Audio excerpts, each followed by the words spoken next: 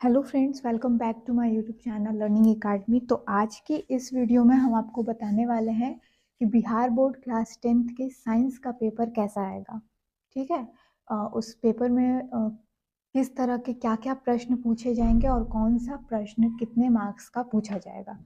ठीक है, क्योंकि जो भी बच्चे 10th का एग्ज़ाम देने वाले हैं वो नए हैं, है ना, उन्हें नहीं पता है कि किस तरह का पेपर आएगा।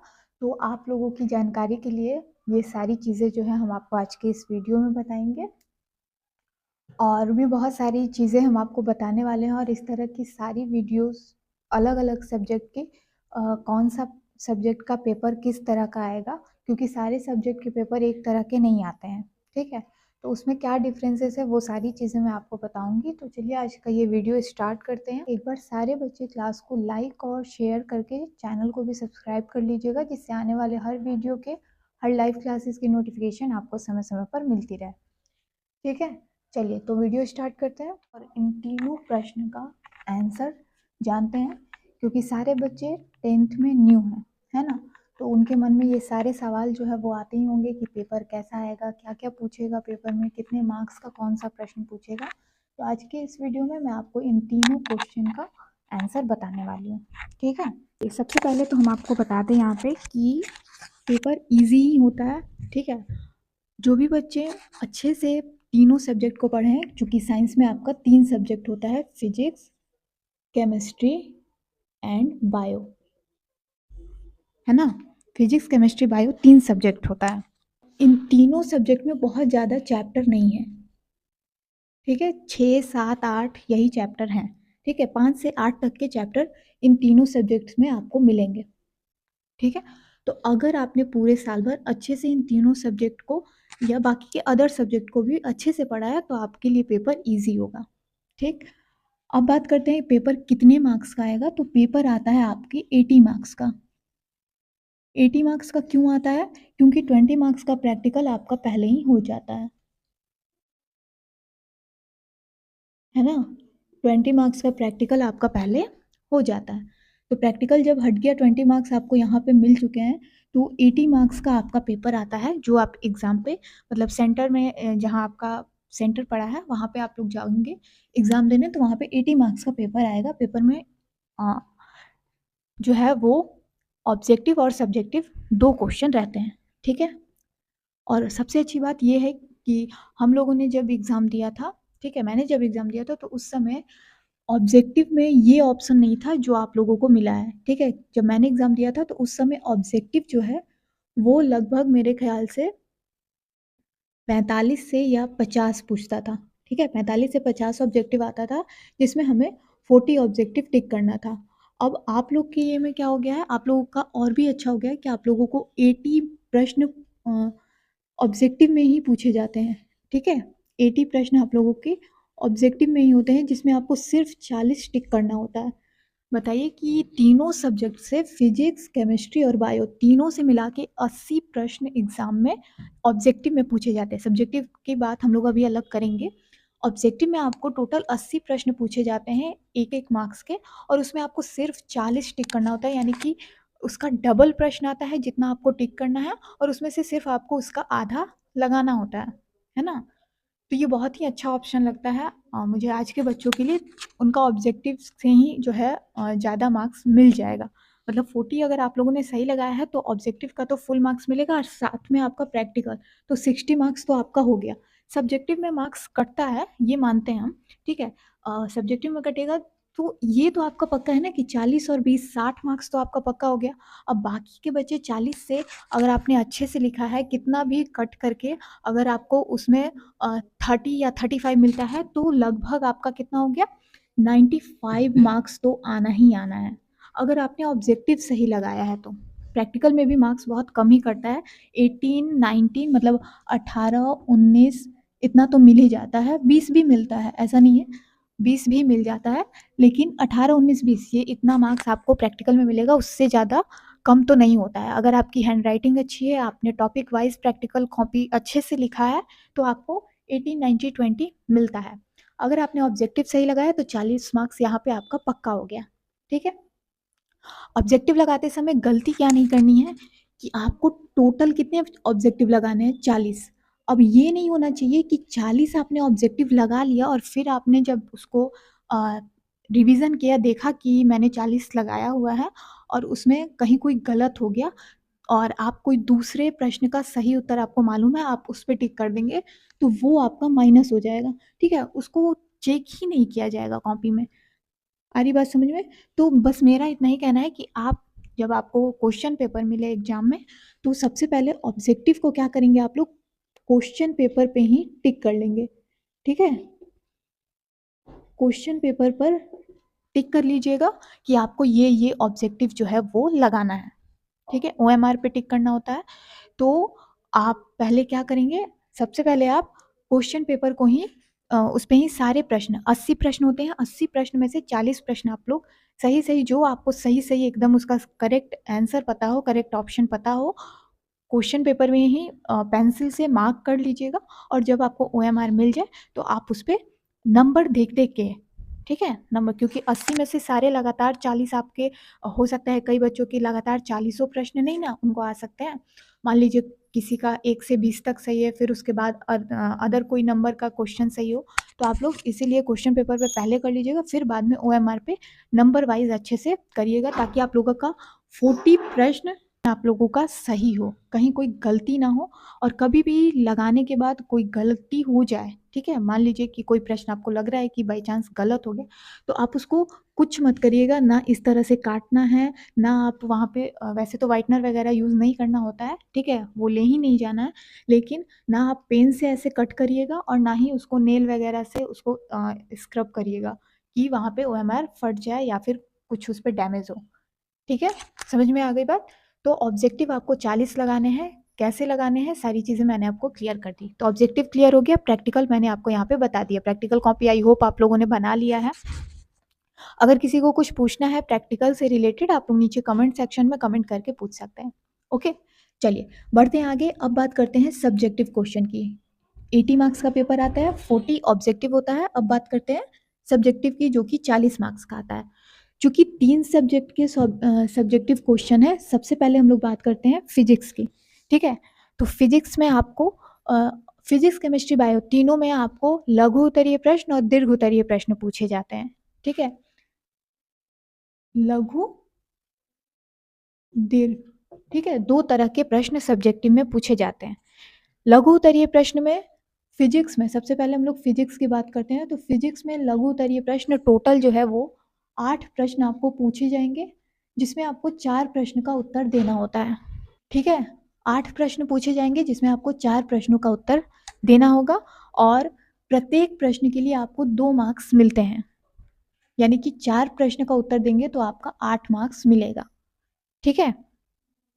अब बात करते हैं फिजिक्स में दीर्घ उत्तरीय प्रश्न की, ठीक है? तो फिजिक्स में जो दीर्घ उत्तरीय प्रश्न होता है वो आपको 2 पूछे जाते हैं, ठीक है? 2 प्रश्न दिए जाएंगे, उसमें से आपको 1 का उत्तर देना होता है।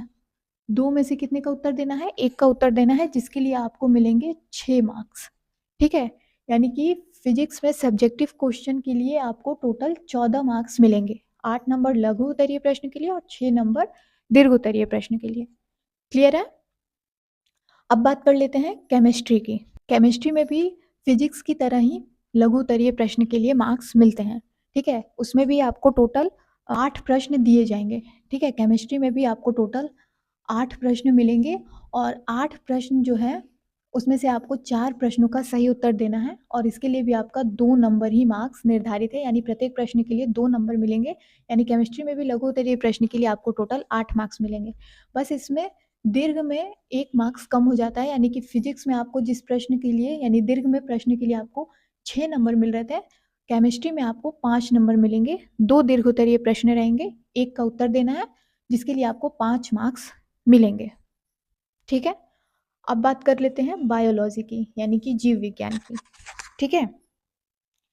जीव विज्ञान में भी आपका केमिस्ट्री और फिजिक्स की तरह ही लघु उत्तरीय प्रश्नों का अंक निर्धारित है, यानी कि 8 प्रश्न रहेंगे। बायोलॉजी में भी 4 का उत्तर देना है और आपको इसके लिए प्रत्येक प्रश्न के लिए 2 मार्क्स मिलेंगे, यानी कि बायोलॉजी में भी लघु उत्तरीय प्रश्न के लिए 8 मार्क्स आपको मिलेंगे। 4 प्रश्नों का उत्तर देना होता है, अगर आपने सही अच्छे से लिखा है तो आपको 8 मार्क्स मिल जाएंगे।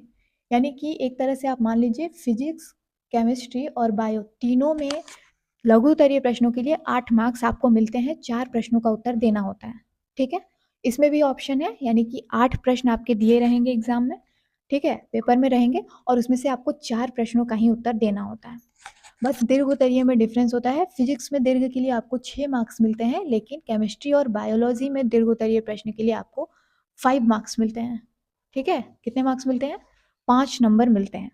तो अब आप जोड़ लीजिए, फिजिक्स में कितने नंबर के हुए टोटल? 14, इसमें 13 और इसमें 13, तो 13 और 13 फिजिक्स और केमिस्ट्री और बायो में 13-13 मार्क्स के प्रश्न हो गए सब्जेक्टिव, और फिजिक्स में 14, यानी 13 दूनी 26 और 14 40 होगा, यानी 40 सब्जेक्टिव, 40 ऑब्जेक्टिव और 20 प्रैक्टिकल, यानी टोटल होगा 100।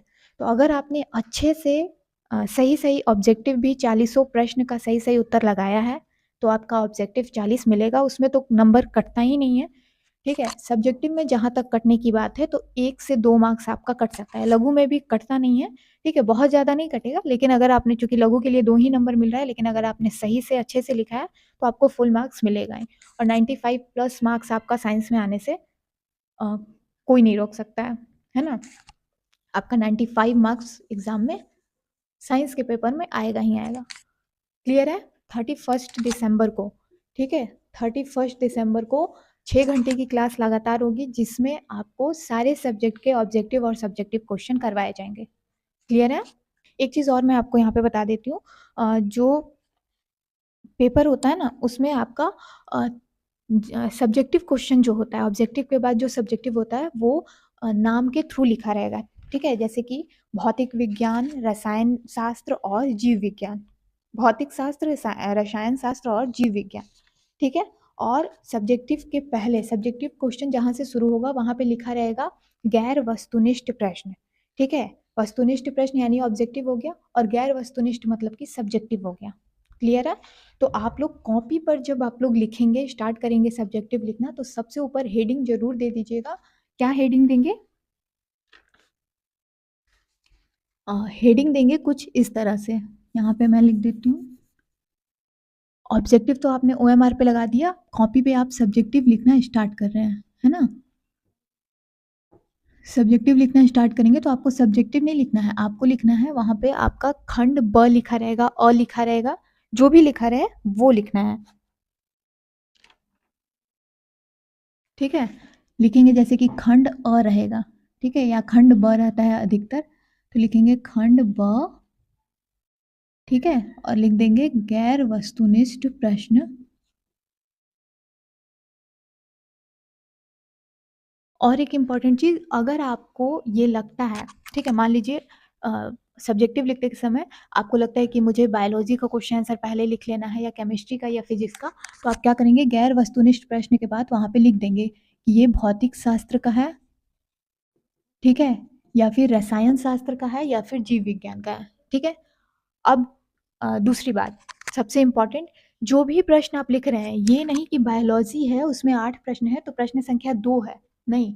बायोलॉजी, चूंकि जहाँ से सब्जेक्टिव के क्वेश्चन स्टार्ट होते हैं, फिजिक्स सबसे पहले होता है, तो फिजिक्स में टोटल 8 प्रश्न है, फिर दीर्घ में आपको वहाँ ऑप्शन मिलेगा 2 प्रश्न का, तो वो लगातार मार्क्स नंबर दिया रहता है। ठीक है, जैसे 1 से 8 तक आपका क्या रहा, भौतिक का लघु उत्तरीय, फिर 9 और 10 भौतिक का दीर्घ उत्तरीय, फिर रसायन पे आ जाएगा, यानी कि नंबर वाइज रहता है। ये नहीं कि बायोलॉजी के लिए 8 प्रश्न है लघु में तो वो अलग 1 2 3 4 रहेगा।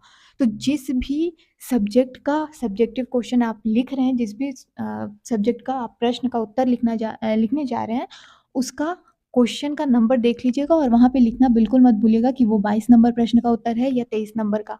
ठीक है, और लघु है कि दीर्घ है, तो भौतिक शास्त्र लिखने के बाद आप वहाँ पे लघु जरूर लिख दीजिएगा, या दीर्घ लिख रहे हैं तो दीर्घ जरूर लिख दीजिएगा।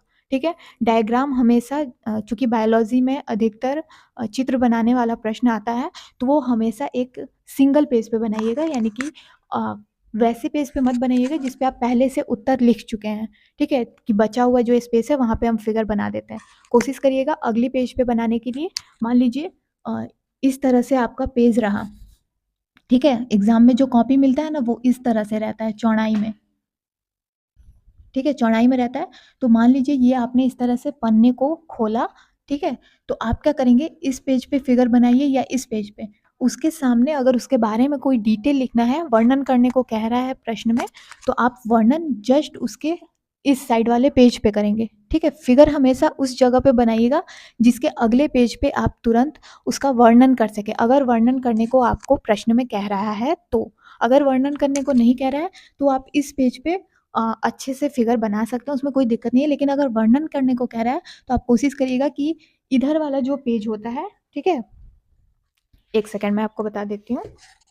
हाँ, देखिए ये हुआ ना। तो अगर आपको वर्णन करने को कहता है पेपर में, ठीक है, प्रश्न में वर्णन करने को कह रहा है, तो आप फिगर इस पेज पे बनाएंगे और वर्णन इस पेज पे करेंगे, ताकि जो भी टीचर कॉपी चेक करे, आपका फिगर जो है यहाँ पे जो आपने चित्र बनाया है प्रश्न के हिसाब से, जिस भी प्रश्न में जिस चीज़ का चित्र बनाने को कह रहा है, तो अगर उसका वर्णन करने को कहा है तो टीचर तुरंत मिला लेगा कि हाँ इसके बारे में अच्छे से इसने यहाँ पे लिखा है। अगर आप फिगर इस पेज पे बनाते हैं और अगर वर्णन इस पेज पे करते हैं तो थोड़ा सा मुश्किल हो जाता है। लेकिन अगर आप सामने सामने रखेंगे, जैसे आप प्रैक्टिकल में करते हैं, प्रैक्टिकल में इसी तरह से होता है, तो अगर आप इस तरह से करते हैं तो मुझे उम्मीद है कि आपको मार्क्स भी अच्छे मिलेंगे और टीचर भी चेक करने में कंफ्यूज नहीं होगा, ठीक है। तो ये कुछ इंपॉर्टेंट चीज़ें थी साइंस के पेपर से रिलेटेड। आपको साइंस का पेपर किस तरह से लिखना है, क्या क्या सावधानी रखनी है, क्या गलती नहीं करना है, और कौन सा प्रश्न कितने मार्क्स का आएगा, ये सारी चीज़ें मैंने आपको बता दी हैं। आई होप आपको आज का ये वीडियो पसंद आया होगा। तो आज की इस वीडियो में बस इतना ही रखते हैं। अगली वीडियो में मैं आपको नेक्स्ट जो हमारा और भी सब्जेक्ट है, मैं आपको सारे सब्जेक्ट के जो है जानकारी दे दूँगी कि कौन से सब्जेक्ट का पेपर किस तरह का आएगा, क्योंकि सारे सब्जेक्ट आपके 80 मार्क्स के नहीं होते हैं। केवल साइंस और एसएसटी जो है वही 80 मार्क्स के एग्ज़ाम में पूछे जाते हैं, ठीक है। बाकी सब सब्जेक्ट जो है वो 100 मार्क्स के ही आते हैं। और हिंदी, इंग्लिश, संस्कृत ये थोड़ा सा और ज़्यादा इंपॉर्टेंट हो जाता है, क्योंकि इन तीनों में ग्रामर से रिलेटेड प्रश्न आता है। तो ये सारी चीज़ें मैं आने वाली वीडियो में आपको बताऊँगी। तो उसके लिए आपको क्या करना है, चैनल को सब्सक्राइब कर लेना है, जिससे आने वाली हर वीडियो के, हर लाइव क्लासेस के नोटिफिकेशन आपको समय समय पर मिलती रहे। ओके, तो आई होप आपको आज का ये वीडियो पसंद आया होगा। वीडियो पसंद आया हो तो वीडियो को लाइक करके शेयर जरूर कर दीजिएगा और चैनल को सब्सक्राइब करना बिल्कुल मत भूलिएगा। साथ में बेल नोटिफिकेशन पर भी क्लिक कर दीजिएगा, जिससे आने वाले हर वीडियो के, हर लाइव क्लासेस के नोटिफिकेशन आपको समय समय पर मिलती रहे। तब तक के लिए take care, bye bye and thanks for watching.